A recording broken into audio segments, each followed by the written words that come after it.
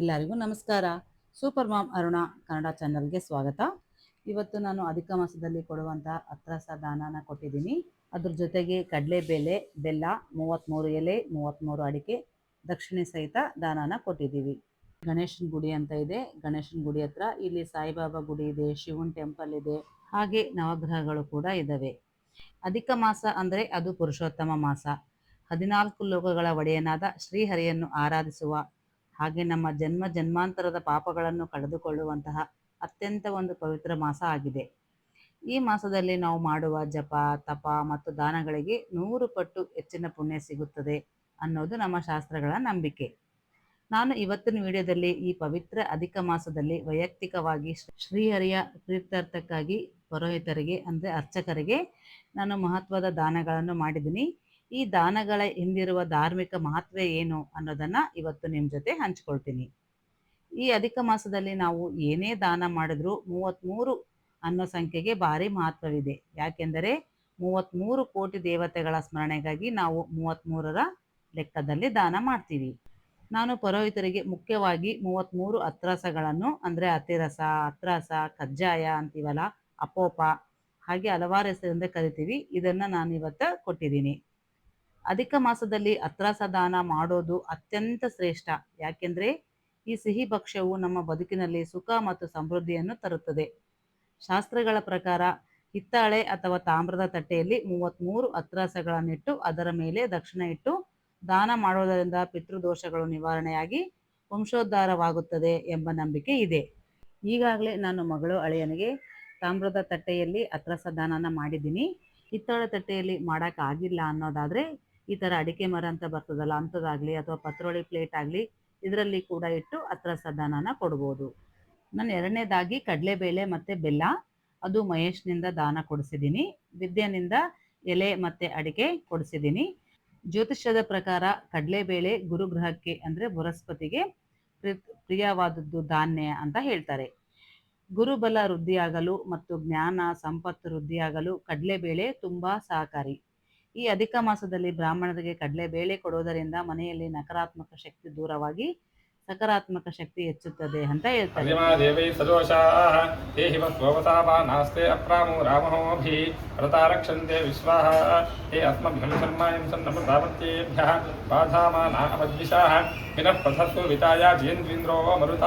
पूषा भगवन्द्यासः उतनोधियोगो अग्राः पूषन् विष्णवेवायामः कर्ताः स्वस्तिमताः ಪದ್ಯ ಇದೆಲ್ಲ ಮುಟ್ರಿ ಪದ್ಯ ಬಂದಿರೋಂಥ ಸ್ವರವನ್ನು ನೀವೇನಾದರೂ ಬಾಳೆಹಣ್ಣು ತಗೊಂಡ್ಬಂದಿಲ್ಲ. ಹಾಗೆ ನಮಗೆ ದುಡ್ಡಿನ ಸಮಸ್ಯೆ ಏನಾದರೂ ಇತ್ತು, ನಾವು ಯಾರಿಗಾದರೂ ಸಾಲದ ಬಾಧೆ ಇತ್ತು ಅಥವಾ ನಮಗೆ ಬರಬೇಕಾಗಿರೋ ದುಡ್ಡು ಬರಬೇಕಾಗಿತ್ತು, ಅಂಥವರಿಂದ ಕೂಡ ಈ ರೀತಿ ಕಡಲೆಬೇಳೆ ಬೆಲ್ಲ ದಾನ ಮಾಡಿಸಿದ್ರು ಕೂಡ ತುಂಬ ಒಳ್ಳೆಯದು. ಇದ್ರ ಜೊತೆಗೆ ಹಣ್ಣಿನ ದಾನಗಳನ್ನು ಮಾಡ್ಬೋದು.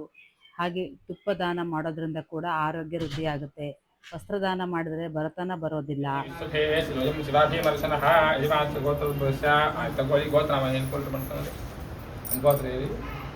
ನಂದೀಶ್ವರ ಗೋತ್ರस्य ಮಹೇಶ್ ನಾಮಧೇಯस्य ವಿದ್ಯಶ್ರೀ ನಾಮ್ಯಃ ಕುಶಲ ನಾಮ್ಯಃ ನಾಗೇಂದ್ರಪ್ಪ ನಾಮಧೇಯस्य ಲಕ್ಷ್ಮೀದೇವಿ ಭಾಸ್ಕರ ನಾಮಧೇಯस्य ಶೈಲ ನಾಮ್ಯಃ ಶರಣ್ ನಾಮಧೇಯस्य ಯಶಸ್ವಿನಿ ನಾಮ್ಯಃ ಸಹ ಕುಟುಂಬಾನಾಂ ತಗೊಳ್ಳಿ. ಕ್ಷೇಮಸ್ಥೈರ್ಯ ಹಾಗೆ ಈ ಕವರ ತಗೊಳ್ಳಿ.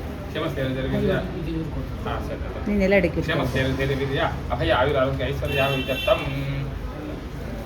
ಓಂ काद्रुद्राय प्रचेतसे मिनुष्टामाय गम्याते वोचे भ्रन्तां प्रते यथा नो अधिकरत्पश्वेतद्रो यथा गवे यथा लोकाय रुद्रियं यथा नो मित्रवरुणो यथा रुद्रश्चिकेतति यथा विश्वे सजोषासा गाथपातिं यथपातिं रुद्रं जला शुभेशं तच्छय्यो सुन्दमीमहे यशुक्रय्यवसो योजनन्यं विरोचाते श्रेष्ठो देवानां वसुः सन्नः करत्यरुणाते सुगं मेषाय मेष्ये रुद्रो नारिभ्यो गवे अस्मेतो मश्रियमहेधे सत्यान्नां अहिंसवस्तुमेन वृन्दं नानपरं परिमाधमाराज्य दुरन्त आना इन्दोगाजे भज शास्ते प्रजा अमृतस्य परस्मिन्धामनृतस्य मूर्धानाभासनवेन आभूषन्ति स्वनवेनः.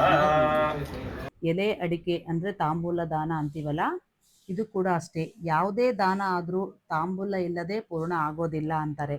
ಹಾಗಾಗಿ ಎಲೆ ಮತ್ತು ಅಡಿಕೆಯನ್ನು ಭಕ್ತಿಪೂರ್ವಕವಾಗಿ ಸಮರ್ಪಿಸಿದ್ದೇವೆ. 33 ಎಲೆ 33 ಅಡಿಕೆ ಕೊಟ್ಟಿದ್ದೀವಿ. ತಾಂಬೂಲ ದಾನ ಅಂದರೆ ಅದು ಲಕ್ಷ್ಮೀ ದೇವಿಯ ಸಂಕೇತ. ನಮ್ಮ ದಾನದಲ್ಲಿ ಏನಾದರೂ ಲೋಪದೋಷಗಳಾಗಿದ್ದರೆ ಅದನ್ನು ನಿವಾರಿಸಿ ದಾನದ ಸಂಪೂರ್ಣ ಫಲ ಸಿಗುವಂತೆ ಮಾಡುತ್ತದೆ. ಅದೇ ಈ ತಾಂಬೂಲ ದಾನ. ಪುರೋಹಿತರಿಗೆ ಭಕ್ತಿಪೂರ್ವಕವಾಗಿ ಈ 33 ಅತ್ರಸ, ಕಡಲೆಬೇಳೆ, ಎಲೆ ಅಡಿಕೆಯನ್ನು ಕೊಟ್ಟು ಅವರ ಪಾದಕ್ಕೆ ನಮಸ್ಕರಿಸಿ ಆಶೀರ್ವಾದ ತಗೊಂಡಾಗ ನಮ್ಮ ಮನಸ್ಸಿಗೆ ಸಿಕ್ಕ ನೆಮ್ಮದಿ ಅಷ್ಟಿಷ್ಟಲ್ಲ. ದಾನ ಅನ್ನೋದು ಒಂದು ಕೇವಲ ಆಚರಣೆಯಲ್ಲ, ಅದು ನಮ್ಮ ಅಹಂಕಾರವನ್ನು ಕರಗಿಸಿ ಭಗವಂತನ ಕೃಪೆಗೆ ಪಾತ್ರರಾಗುವ ಒಂದು ಅದ್ಭುತ ಮಾರ್ಗ ಅಂತ ಹೇಳ್ಬೋದು. ನೀವು ಕೂಡ ನಿಮ್ಮ ಶಕ್ತಿಗನುಸಾರವಾಗಿ ಈ ಅಧಿಕ ಮಾಸ ಮುಗಿಯೋದ್ರೊಳಗೆ ದಾನಗಳನ್ನು ಮಾಡಿ ಶ್ರೀಹರಿಯ ಕೃಪೆಗೆ ಪಾತ್ರರಾಗಿ ಅಂತ ಹೇಳ್ತಾ ಇವತ್ತಿನ ವಿಡಿಯೋ ಮುಗಿಸ್ತಾ ಇದ್ದೀನಿ. ಮುಂದಿನ ವಿಡಿಯೋದಲ್ಲಿ ಮತ್ತೆ ಸಿಗ್ತೀನಿ. ಅಲ್ಲಿವರೆಗೂ ನಮಸ್ಕಾರ. Thank you.